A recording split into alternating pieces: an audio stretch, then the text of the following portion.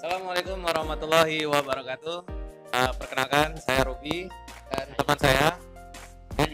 Kami dari Dumai, Riau, dari kota Dumai.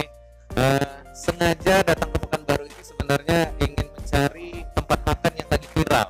Ternyata ada di sini, pemirsa, yaitu di Jalan Paus Ujung. Nama tempatnya adalah Soto Badarua.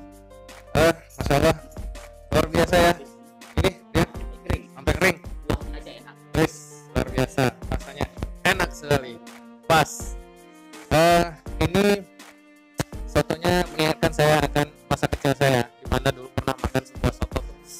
Enak sekali rasanya. Ternyata sekarang saya dapatkan lagi rasa itu di Soto Padang Badaru ini.